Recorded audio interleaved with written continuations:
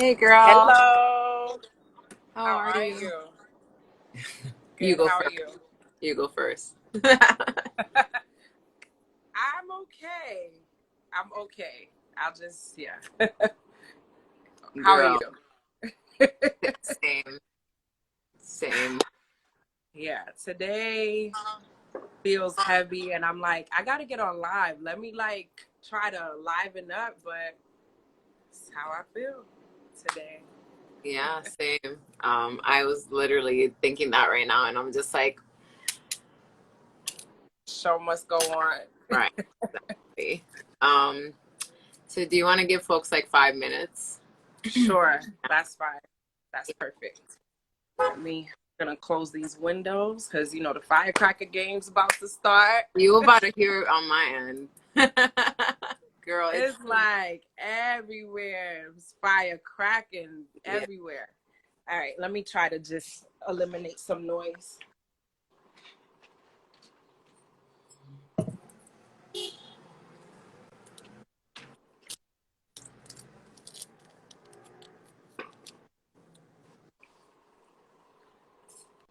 Yay.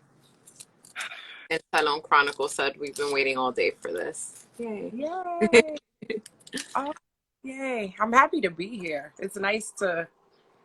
I like to talk. I'm not even gonna lie. It's nice to talk.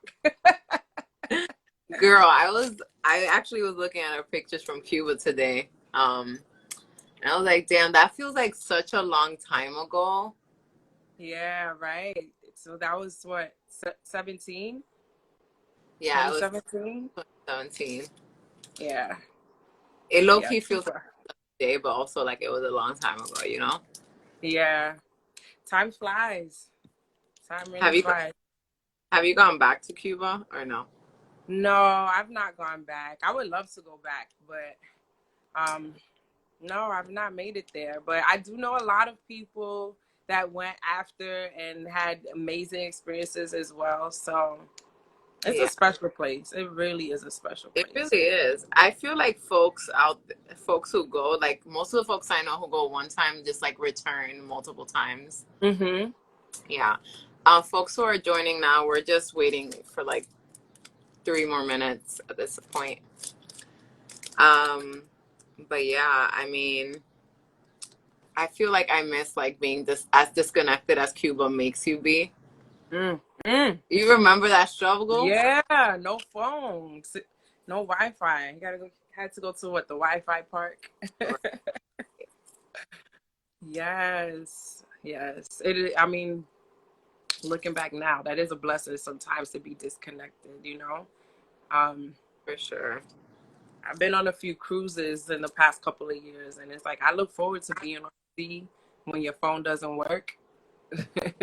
So, yeah. Aw. Oh, you're sweet. But yeah, Cuba's dope. I love Cuba.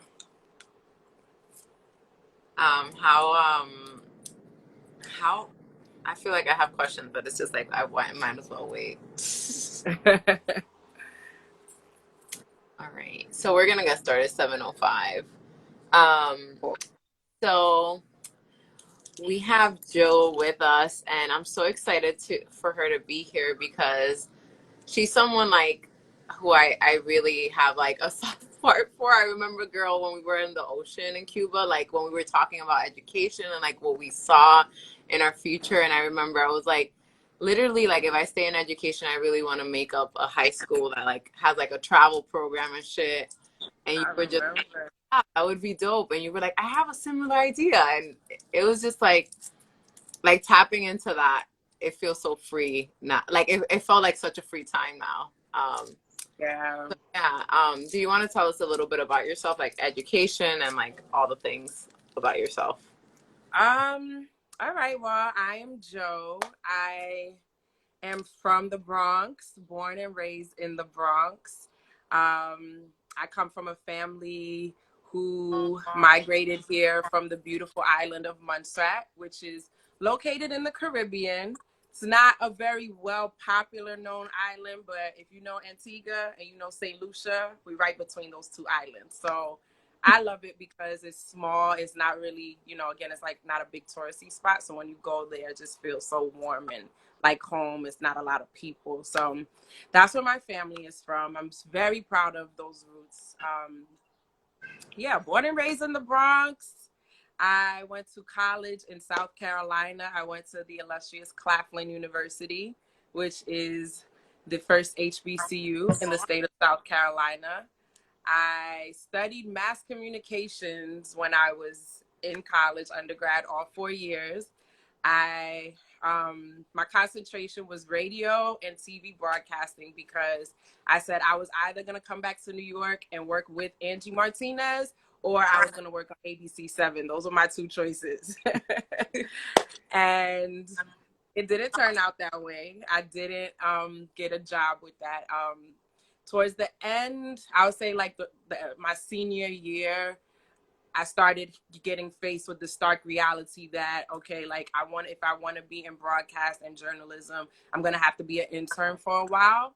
And I just wasn't comfortable with that because I didn't want to come back home without a job. Because to me, it's like, you know, that's what they're pounding here at home is like, you got to go to college so you can get a job so you can get money. And I'm like, well, these internships aren't going to give me money. So what's something else that I like to do? And I tapped into education, into teaching specifically because I was volunteering at the time and with my school on Saturdays. They had a program with AmeriCorps basically where we would tutor 7th and 8th graders in ELA.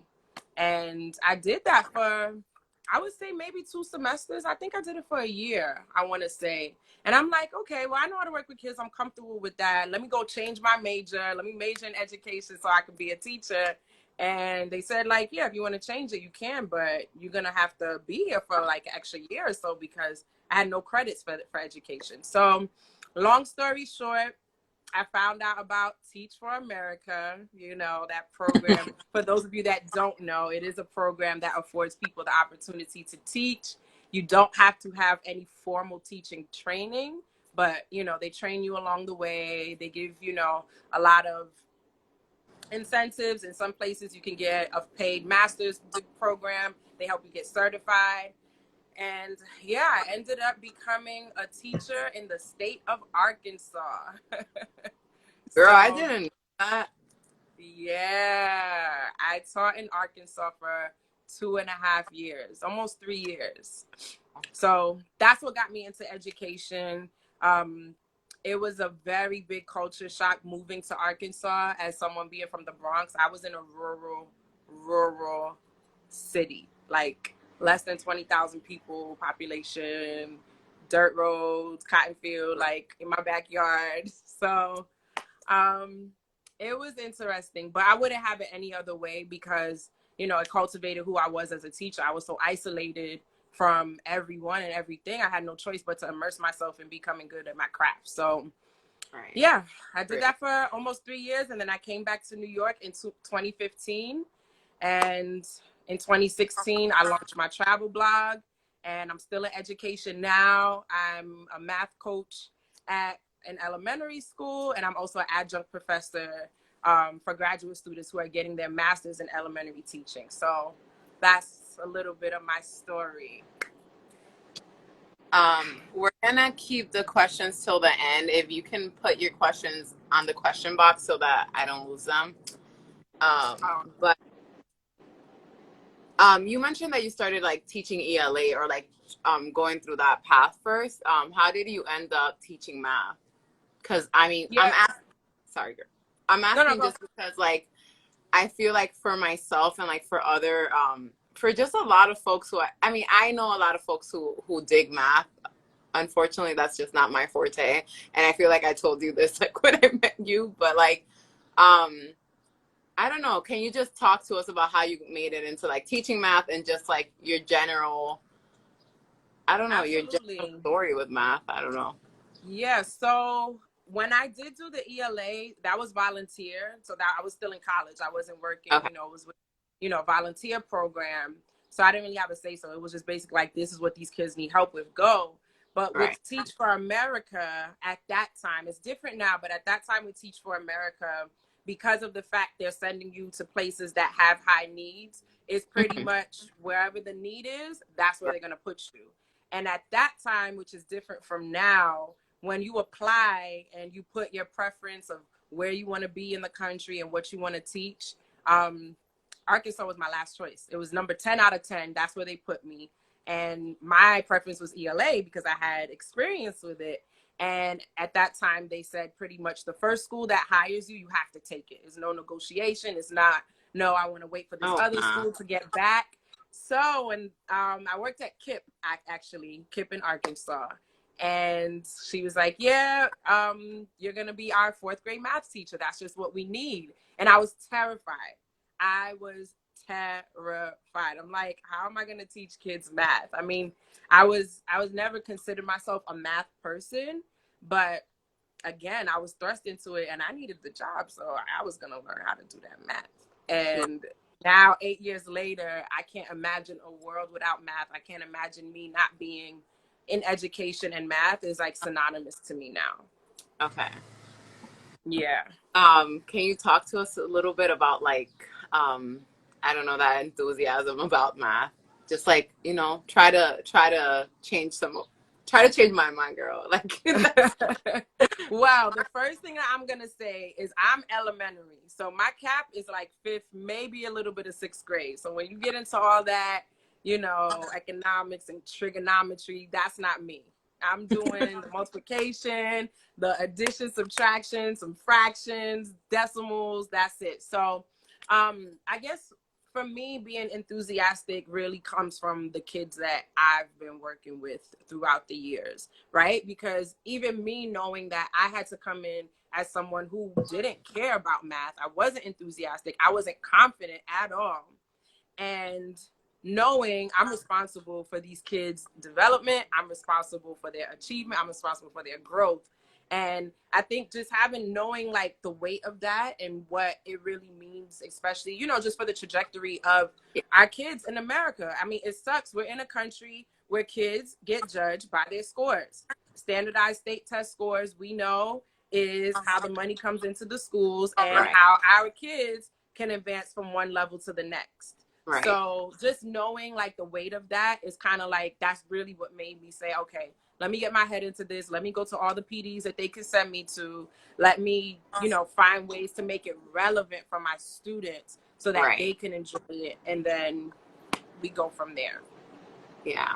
Um, so at this point, you've become a math coach, right? So now you're like part of leadership. Can you talk to us a little bit about your journey through education and the skin you're in, and just like into this like leadership role? I think for some of us, right, like that's if we stay in education, like that's the goal, right, to go through this trajectory. But um, it's just like sometimes, right, we before we even get to the point of like being able to climb, it's just like we're burnt out, and I speak for myself. Yes. Oh, okay. So I'll save that part for the end of my answer because that's real. I guess my journey into that is also very young as a teacher, just because of the school that I was at. Again, I was at KIP. When I came to the school, they were only in their second year of operation, so very new school, very new leadership, very young people in these positions of power.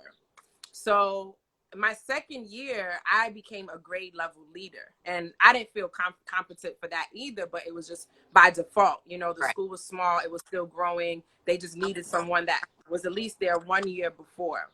So I started really early in my education journey, being in a hybrid role, you would say. Like I've always, since my second year of teaching, I've always been somewhat in a capacity where I'm teaching or helping to develop teachers, or I'm teaching and leading meetings, or I'm teaching and working with other, things that have to do with culture. And I appreciate my beginnings with KIP with that, because although I wasn't ready, I wouldn't be here now where I'm at if I didn't start off, getting comfortable being in certain rooms with people, like, Yeah, that's we true. mentioning, I know part of this is talking about the skin that I'm in. And that's something that's very real. And it's still something that I grapple with to this day, is that a lot of these schools, especially schools that I teach in, because I'm only teaching in schools where the kids look like me. That's a conscious and purposeful choice that I make year after year. But then you get to the higher ups, the principals and the assistant principals and the people, the CEOs, and who's making the decisions, and they look nothing like the kids. So I think for me also that kind of like fueled my drive to really want to get in. It's kind of like, like when you get a little taste of something good, it's like, oh, you want a little bit more. So it's like I got a taste of what it's like to sit, okay, in a leadership meeting or in a school management meeting. I kind of want more of this so that I can really fully immerse myself into that. So yeah, throughout the years, even when I moved back to New York and I was teaching, still in these hybrid roles of also developing teachers. So specifically how I got into this job as a math coach at the school that I'm currently at, I just honestly saw the need for it.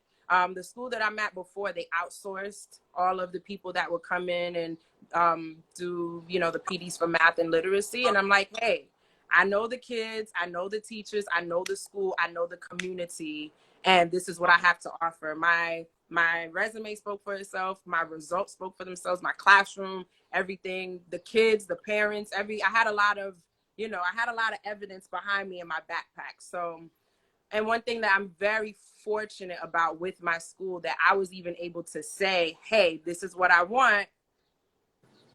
Do you have this spot for me or not? Because it wasn't a spot. I created this essentially, this Yes, position. girl. So, I'm blessed. I don't take it for granted, but I know, that comes with a certain amount of, I know what I bring to the table. And I have to be confident in that. I'm the only one that could bring that confidence out. Nobody else can do it for me. So yeah, here I am. I hear that. Um, all right. So, um, I don't know. I want to talk a little bit about that confidence. Do you feel like, yeah, like, can you talk a little bit about just how you got there? Because, right, like, I think one, your experience speaks for itself for sure. And like, as someone who knows you in real life, I know that you just naturally have the charisma. Like, it's you. Like, it just like comes off of you. It's part of you. Yeah. So, and I also know like that confidence is like built. So can you just like talk a little bit to that? Like how did you get to a point where like it's not easy to go to folks, especially not leadership and education, and be like, I'm trying to create the spot for myself. And I know that takes a lot of thought process. Yeah, it does. So this may sound so simple, but I think it was when I moved back to New York in 2015. I worked for a big network school in Brooklyn. I'm not going to do any name drops, so maybe I don't know. But I worked for a big network in Brooklyn, and I realized that a lot of the people who were in these seats and in these positions really were not competent for the job. They just looked a certain way and they were able to deliver things in a certain manner. They knew the words to Girl. say, they knew how to say it, they knew the jargon, they knew what was going to touch at your heartstrings, right? So once I really got hip to that, I'm like, you know what? Shit, I could do this too. I could do this too, because my first year of teaching, I had crazy imposter syndrome. I did not feel like I belonged because I joined Teach for America. And if you know anything about that organization, it is very, very white. The school that I was at taught majority Black and brown students. I would say it was maybe like 13 of us that came in as new teachers, and maybe 3 or 4 of us were Black. Maybe 3 that I can think of right now. I might be wrong, but it's definitely less than 5. So I say that to say, I just once I got over that imposter syndrome, like, okay, I do belong here. Once I found out, who I was as a teacher and how I was as an educator, when I'm starting to think, okay, now I want to take myself out of this classroom position. I know you mentioned burnout, and I'm going to be honest, that's one of the reasons why I had to remove myself from the classroom, and I can touch on that later. But it was, yes, the burnout, but also just my desire to have a seat at the table. Like Mm. I feel like if I want to start change and shake shit up, excuse my language, like I need to be in those rooms, right? Because when the doors are closed, you have no idea what they're saying. So yeah, just realizing that a lot of these people, they're people too. They are humans too. And for a long time, when I looked at people who were my principals or people who were the deans or people who were, you know, these APs, I'm thinking like they're just like these grandiose people who, oh my gosh, can't be touched, who know all and have all the knowledge and they have all the degrees hung up and they know what to say and how to say it just so perfect. And I'm like, wait, they're just people too. So Right. once that actually clicked, I'm like, okay, Joe, it's time to turn this up. We're gonna get in the room with these people. Yeah. So And yeah, girl, you out here. I'm trying, sis. I know, I know. I'm like sending you all the vibes. And like yeah. And when it goes back to the like going back to your point of jargon, I Mm, taught with Kirsten, like you already know that, and like I met you through Kirsten, and like something that Kirsten helped me do was understand that jargon and like be like, girl, these are stupid ass words that you already have in practice, right? Like you already have that theory in practice. It's just like you gotta use the words. Cause I used to be so against code switching, girl. I used to be like, no, like even if I understand the jargon, even if I understand the language, I'm not going to sit here and like tell you what you want to hear. I'm gonna give you whatever I naturally want to give you. And so right. one day I was at my wit's end in Brooklyn, at a school in Brooklyn, and with Kirsten, and she like took me outside of the school building. I'll never forget. And she was like, Lorraine, you have to start using the language. Like you have to start using it. Like in order for them to understand you or like even give you the space. And it's fucked up, right? Like it's messed up. But she was like, Very you're going to have to use the language. That's the only way for them to like be like, okay, she knows, like to like see she's you, to even right. see you or And hear you. yeah, and that was so hard for me to like hold and adapt. But she like made me open up the school website, made me go and like highlight all the little words in the mission statement and use it against them. Like literally. It was That's it. crazy. So like, you know, that point about jargon like really like got me like hyped because I'm like, I feel like Kirsten was the one that was just like, nah, this is like you're gonna have to use this language to win. Yeah. And Yeah. then it's like, too, I think of that as well because one of the things that I've all, I mean, I hope, but I actively, I pursue this every day is like being true to myself. So, you know, it's a fine balance of, yes, I need to use this language so that you can actually see and hear me. But I kind of think of that as just like me, you know, getting my little foot through that corner. So now, you know, I'm wedging my way in, I'm in. So now I can talk my way, you know, or I can be my way. But I mean, it does suck. That is the world that we live in. And I don't even think it's necessarily has to be as big as code switch as like you switching up everything about your presentation. But, you know, it's just like we gotta find those ways to get in because as we see, right? It took us to have to literally be stuck at home with nothing else to distract us for these same people to actually realize now and say it with their mouths that there is racial inequity in this country. Right. Like, which is mind boggling to me, you know, that it took all of this, but they wasn't hearing us before. Why? They're not speaking the language. They don't see us. They don't see us, Right. you know? So, yeah.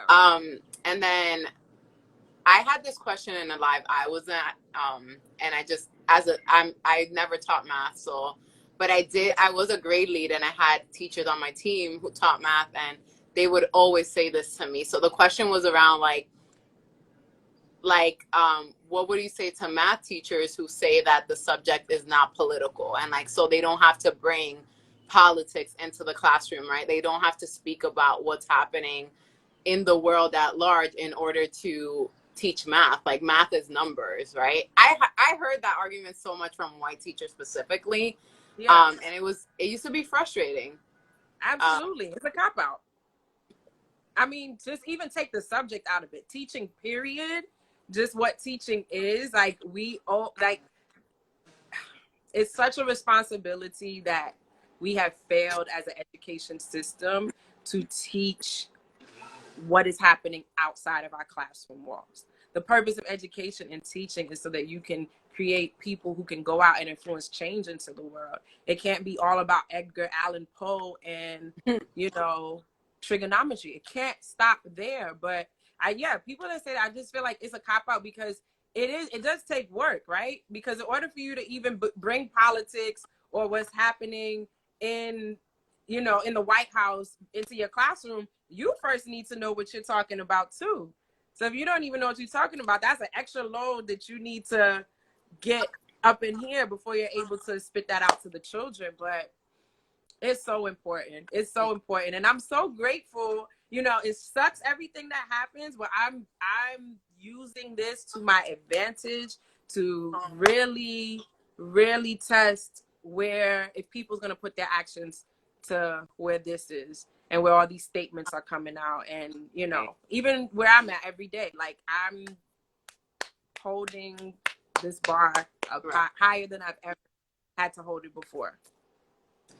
I support you and I see you in that work, sis, because I know that literally it's really frustrating. All right, so I want to transition now to talking about just like how you got into travel blogging. I know that you've traveled like extensively and you particularly travel alone. I've been fortunate to like be on a trip with you and like feeling like, right, like I already saw your, it's funny because I feel like for people who travel, like there's such different travel styles. And so like I felt like, I don't know, I just felt like I met so many on our trip. I felt like I met so many folks on different travel styles because, like, I remember Rhonda, who's in this chat, like she was different, like you were different, like everybody. Kirsten also had her own style, and I was just like, it was my first time traveling with a big group, and I didn't know most of you guys before that trip, so it was so different. But yeah, can you just talk about to us about like how you started just like travel blogging and traveling solo? Yeah, absolutely. So yeah, I didn't really start traveling as much as I do now until I moved back to New York in 2015. Because when I moved back, it was abrupt, and then I moved back home to my childhood home. So I just had a lot more holidays, just to be honest. You know, we weren't getting any Muslim holidays in Arkansas and Jewish holidays. That we don't get that down there. So that was one of the things. That's it's crazy. Like having a lot of more time off. So that's really, you know, what I said. If I ever had the opportunity, when I graduated college, I said if I ever had the opportunity to make travel a constant in my life, I would. And the reason why is because my senior year of college, that first semester, I studied abroad. So I lived in Costa Rica for about 5 months. I lived with a family, my mama Tika, who I love so much. I lived with my mama Tika, her daughter, and her dog, and we became family in 5 months. So that experience, like, literally changed my life. And I don't think I would have had this travel bug or this love for travel if I didn't do that. So yeah, when I moved back here, and, you know, I'm traveling a lot. I'm using, you know, the holidays to get out.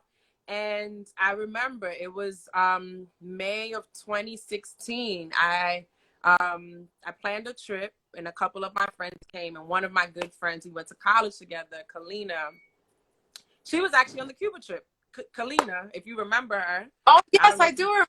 My bad. Slim and trim. Yeah, Kalina. We were going to Puerto Rico for like a little 4-day trip. And we were sitting on the plane, or maybe it was before the plane, maybe we were waiting to board, and I had just came back from Trinidad, maybe like a few weeks prior. So I'm like going through my wallet, getting my passport and stuff ready. I'm like, oh, like, you know, I got some Trini money here. Do you want it for a souvenir? She's like, you always got something. You always going somewhere. You always doing something. Why don't you blog? And I'm like, blog? Me? I'm like, no, girl, I don't like writing math now. Math is my thing. I'm like, no, I'm not a great writer. Like, that's not me. And she's like, no, like, Joe, you already help people. Because at this point, you know, I was traveling. I've been home for a year. I've been to a few places. And, you know, I mean, social media wasn't as Instagram wasn't as crazy as it is Right. now, but you know, people were taking notice, mainly just family and friends, and I was helping them out and giving them tips or like, hey, you do this, just writing little stuff on my Facebook post. And she's like, girl, you already do this stuff on your Facebook post. Like literally all you have to do is get a website and put those things on there. And I'm like, oh, no, I'm not gonna do it. We got on the plane. I'll never forget this. We got on the plane. We took a few shots. You know, we had bought the little bottles with us, took a few shots. And I remember taking a nap. And by the time I woke up, she had a notebook written out with like a full like business plan, so to speak. She came up with the Aww. name Journey with Joe. She, you know, I like put like don't these are want the points you can hit. Like she was the one that said this is your niche. You're a budget solo traveler. She did all of that for me. So anytime that I would get the chance, I will damn. tell the world about Kalina Harrison. Follow her at Creative Scribes with a K. There would be no Journey with Joe if it wasn't for her, because Aww. I've always been the kind of person, like, I love to share things and my experiences, but I've never wanted attention for it. Like I was fine with, you know, just telling friends and family, and she's like, no, you know, you can reach more people. So it was because of her that I started the blog. And that summer I took my first trip across the Atlantic. I went on a solo backpacking, literally with a backpack, went to Europe, 5-city tour. I spent maybe about 10, 12 days out there. So that's what officially launched the blog, was me chronicling my journey through Europe solo by myself. And how was that? Can you tell us a little bit about just like, Transformational. It was transformational. I mean, because up until that point, I was just going to like Mexico and the Caribbean and Canada, you know, places that were still familiar, but that was my first time in Europe. And, you know, to be by yourself with just a backpack is like a whole nother level of independence. right? But I made sure, like, I had things planned for myself prior out. Like I had, you know, my itinerary that I made. And I made sure, like, and I still do it now. Like I always make sure to plan excursions or plan things where I know I can meet people. Right. At that time, there was no Airbnb experiences, so it was just like literally me going on the web to see like TripAdvisor and seeing like what people offer different services. But when I tell you it was transformational, it was. I met people from all over the world. I had some great experiences that I would never forget, and I'm glad that I started the blog, because like literally, I remember I bought a keyboard to attach to my iPad, and I took it with me. So I was actually writing blogs while I was there, while it was fresh in my head. And it was amazing. I had a great time. I had a little, you know, there's always a ups and downs, but overall it was great. That's awesome. I Yeah.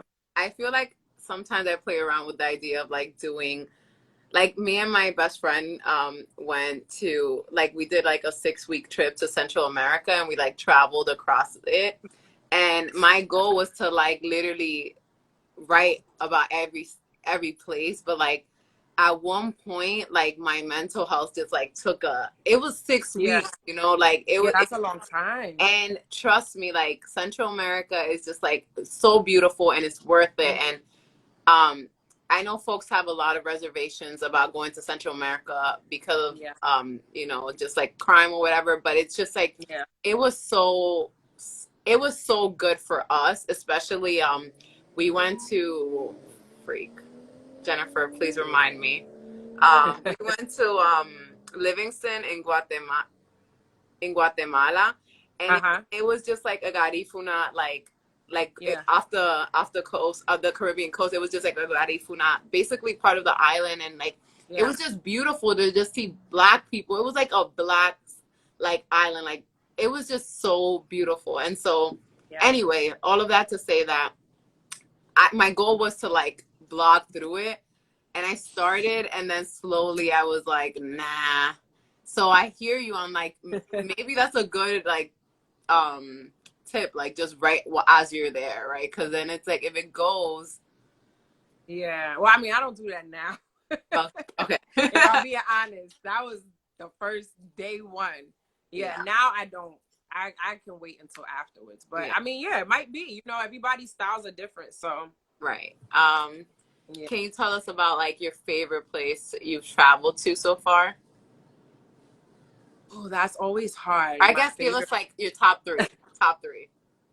top three, Cuba for sure. Okay, Like that's always in the top three. That was an awesome trip. that was Um, I would say Cuba,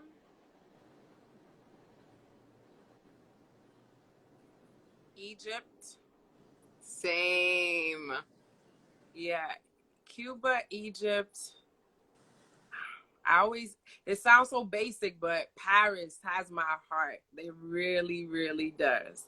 I You went back. That's how much I liked it. So, yeah, you know those what? are my top. Paris is weird because I feel like it's a hit or miss with people. I have some Yeah, folks who are like they don't mess with Paris, but then I went in the winter and I went for like 12 days and it was my first time and I went alone and then met a friend there and it was really chill. Like I really just love the vibe. Like, you know, like you just feel as if like I don't know, like it's just a vibe. Just it's like the that's it for me. It's just yeah, like, for me, it's the architect. I love the architecture yeah, there. And yeah, there's like the feeling. I don't know what it is because, like, again, like, it's not like it's a place, an ambiguous place, or a lot of people don't have access to. Like, yeah, you can get to Paris like that, but yeah, the feeling there, and find a few reggae spots. yes. It's just The like, African restaurants, yo, like yeah, it's just good. It's eclectic too. You can really find whatever it is that you're looking for. right. So, yeah, I I guess will go back to Paris time and time again. I love it. right. I guess it's like the way folks feel about New York City. Like folks who are not from here are like, "Oh, New York City," and you're like, "Really? Like this place is dirty." Right.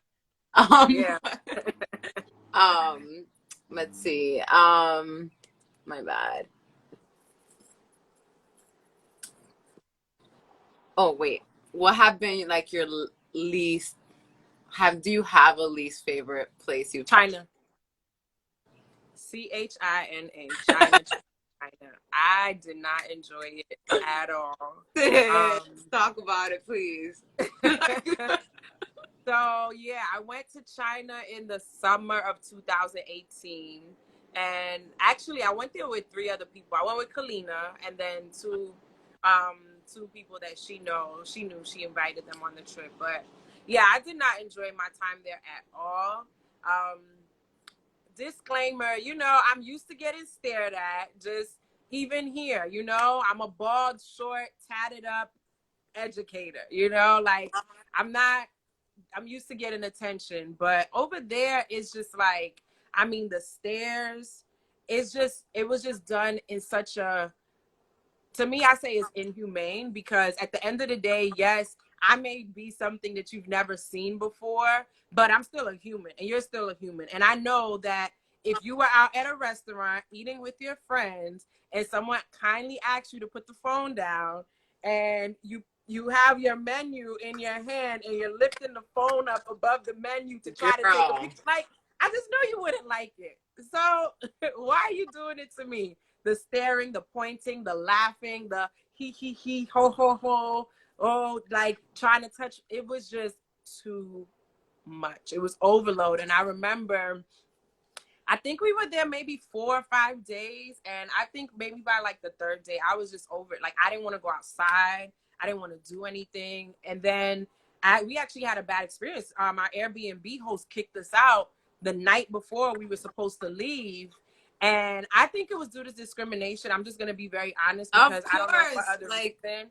But she was on some, like, yeah, she forgot to register us with the local authorities, and people complained and said that we were staying there. So pretty much, like, we had to have our stuff out by the night before the cops. If the cops came, it was going to be some oh issue. nah. And it was crazy. But thank God for Airbnb. And this is just a tip to everybody else out there. When you communicate with your Airbnb host, keep it in the Airbnb chat, because they saw everything that happened. They refunded. She had to put us up in a hotel. It was a big fiasco. And even getting out, like, they took us to like get some extra special screening. We almost missed our flight. It was just, Yeah. yeah, I'm not a fan. I mean, I'm glad I got to see the Great Wall, and I got like some bomb tea that I could bring home, but I wouldn't go back. I wouldn't go back. Um, Yeah, bye if, China. Yeah. yeah, right. If you have any questions, please put them in the box right now. Yeah, girl, okay, so I actually traveled to Thailand with one of my close friends. Um, and her and I could not enjoy it. It was the very same exact thing. Like Oh, it okay. was like folks like literally taking pictures of us from like far away, pretending you weren't seeing them, and then like, or they'll come really close to you and their friend will be like right there taking the picture, or like literally I had people try to touch my hair. Like it was just extra stuff. Like, oh my God. And I remember what did it for me, the end of it was, and all of these folks, some of them were like folks from Thailand, but a lot of them were Chinese tourists as well. And Yes. me and my friend got on a bus. Girl, the whole bus started laughing. Yes. The whole Exactly. bus started Yep. laughing. It was humiliating. Like I have Yeah. never felt that in my heart, like for Yeah. real. And then we Yep. also went to this private beach or island or whatever the hell, and it was only Chinese folks. And so like it was just like we were literally like caricatures like the whole time. Like we really couldn't even swim. Like it was so uncomfortable. And then we had a layover in China. Oh, like girl, Mm. it was terrible. It everything about it was terrible. And so, I you feel know, your pain. I just don't feel like China is safe for black folks. Like I don't think it is. Like unless you want to have like some unless you're okay with the uncomfortable experience. Um, Right. but I mean when you're on vacation, you just want to like turn off, you know? That's it. You want to be on vacation like everyone else. And I Yeah. actually remember that you bring that up because I remember we had a driver and she was like a tour guide, but she was really nice, you know, Chinese young girl, like 21. And we were asking her, we were like, you know, why are people so infatuated, like with, you know, staring, touching, laughing? And she's like, well, she's like, you know, we were in Beijing. And she said, well, you know, a lot of people here that's coming to Beijing, you know, they're coming also, like, they're not from here. She said, a lot of these people are tourists as well, coming from like the Chinese countryside. So she's Right. like, yeah, like some of them have literally never seen a black person because, you know, their TV, they're just watching Chinese TV. And she's like, in the countryside, nobody that looks like us goes to visit. But that's where I go back to that whole humanity aspect. Right. Like, I get that, but it's just like a certain kind of couth that you need to have as a person to not just go up to them, not say nothing, and just snap a picture in their face. Not Yeah, even taking a picture of you, just with you. It's just like, oh, I'm gonna take a picture of you, boop, and move on. Like, I refuse.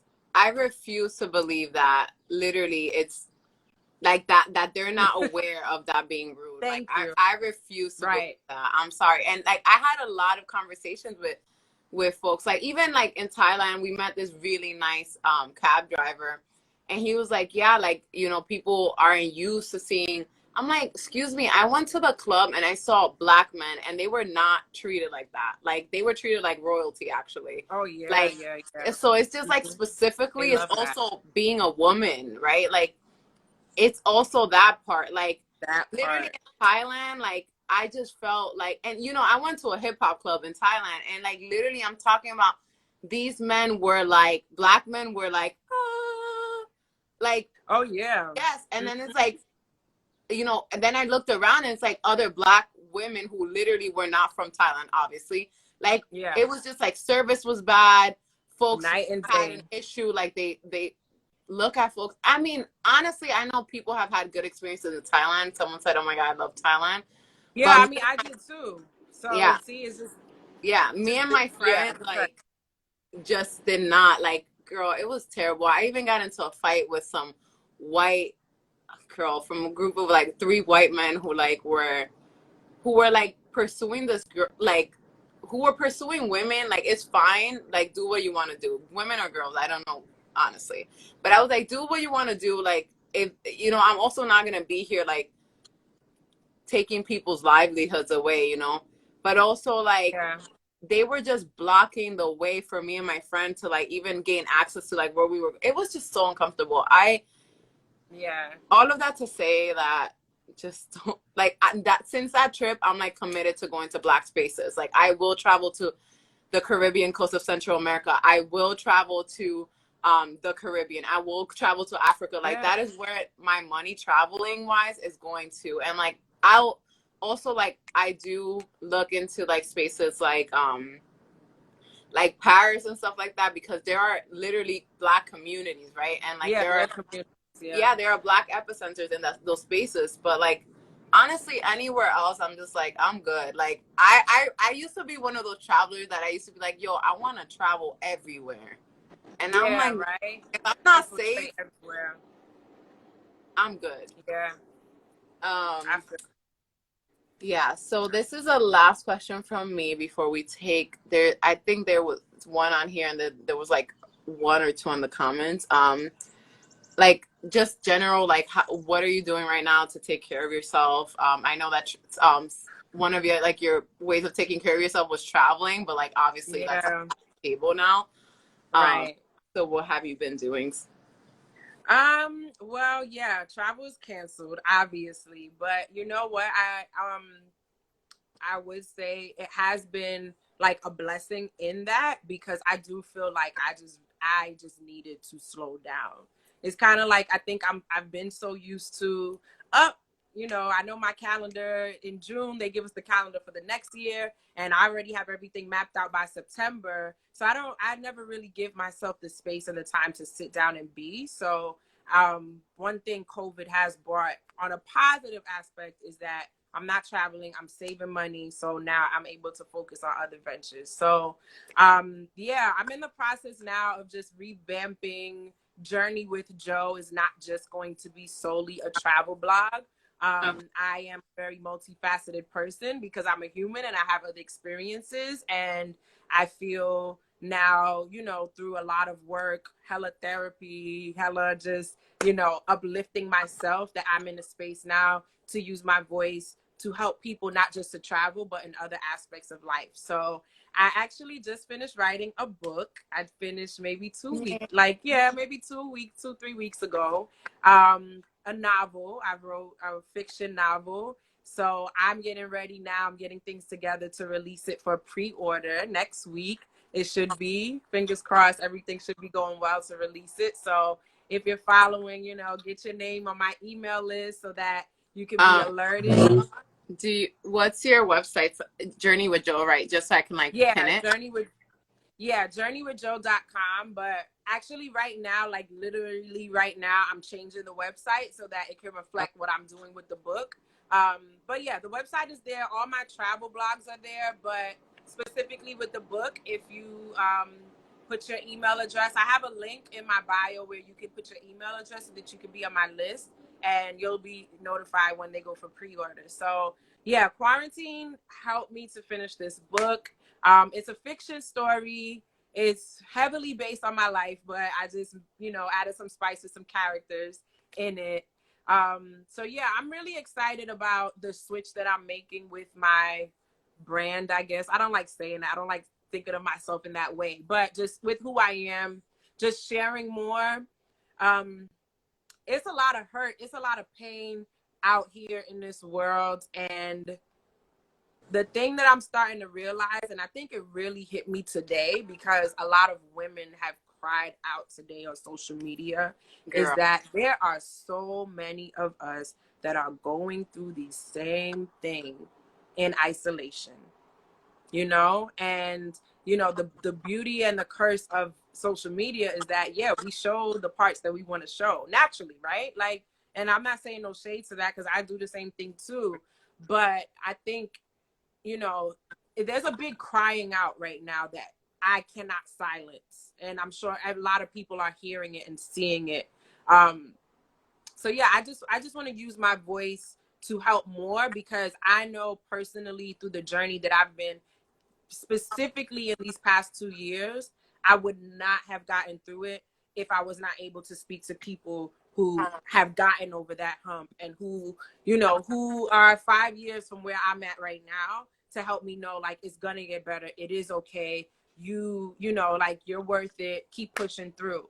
especially as someone like me. And I say it all the time because, you know, perfect example, a couple of days ago, I think I put the first post to let people know, you know, I'm shifting and that, you know, I just wrote a book, and I got like 4 messages because I wrote that, you know, I fought depression and I was suicidal. And so people were like, what, Joe, you always so happy and smiling in your pictures. And I said, yeah, because that's what I wanted to show y'all. I'm not showing you me crying, but I'm human too. So that's something I want to like us to start peeling away, is that just because, you know, like I'm going here, I'm going there, I'm smiling, I'm doing this, doesn't mean I'm not going through shit. I'm human too. So Right. that's what's next for Journey with Joe. Like through this book, I want to be able to just speak about more topics. I want to speak about the racism. I want to speak about the sexism. I want to speak about abuse. I want to speak about what it's like being growing up in a first generation household where all your family cares about is you know, getting a degree and making money. All of these things that people go through in isolation. I just want to bring it all out. So, yeah, that's where I'm going next. So happy for you. And like, I know Thank that you. again, based on our travel, I know like writing is part of your like it's part of who you are. So I can't wait to read the book. And then I'm going to pull up this question. Can you elaborate on your experience as a teacher in Arkansas? Yes, I can. So, yeah, Arkansas. Wow. So very rural, like I said before. So I don't know if fortunate is the word, but like I said, I worked with KIP, and if anybody knows anything about education, KIP is, I don't know if they probably are the biggest charter network because they're all over the country. Right. So with that, there were a lot of resources extended to me when I became a teacher because, again, like I said, I've never taught before I went to Arkansas. Literally, that was my first classroom, my first job, my first salary, everything. So it was an experience. I did get a lot of help and a lot of training. Oh, your family is all KIP. Oh, awesome. Yeah. I got a Mhm. lot of training because KIP does have, and they deliver amazing professional development. I think one of the things that I can own it now and say it, that I didn't realize, I thought it was gonna be so easy because I was Black and my kids were Black. But being Black from the Bronx is totally different than being Black in rural Arkansas, Right. you know? So there was just like a lot of cultural differences that I wasn't aware of, and, you know, that I didn't know that I had to learn, you know? So my kids and their families, like, they really, really, really helped me because again, I think I mentioned this before, but I felt so isolated there, you know, like being so far removed, like it's just a different culture. And they really, really embraced me as a stranger, as like an outsider. They took me in, you know. It wasn't uncommon for me to be, you know, at football games on Saturdays, and then like at 2 3 church services with like my kids' families and stuff. um so Girl. yeah, it was a great experience. It grew me. It was a great foundation, and I would not change it for the world. Even if I had to go back and put those in order, I would probably now put it at the top because it really helped me. And I still keep in touch with my kids to this day. Unfortunately, due to COVID, you know, my first babies, who were fourth graders, no, fifth graders, my first fifth grade babies, because I actually taught fourth and fifth. Yeah, they just graduated from high school in May, and I was planning on going down there, but that couldn't happen. But yeah, it was a good experience overall. A learning curve, but it was good. That's so. Yeah. All right. Well, thank you so much, Joe. I'm so glad we got this time to talk. Yeah, it was And great. yeah, and I'm obviously gonna keep in touch now and all the things. Please do. Um, and yeah, thank you for like taking this time to talk to us about just your journey. Thank you for having me, Lorraine. This was great. Yes, I will be keeping in touch too. You keep doing amazing things. I love this series that you have and everything that you're doing in the world, in the universe. Keep it up, sis. Thank you. And I take care of yourself too. But, you know, same to you. that's important. That's foremost. We know Yeah, that. Yeah. exactly. Yeah. Well, thank you. Bye, everyone. All right, bye. Thank you, Lorraine. See ya. All right. Yeah.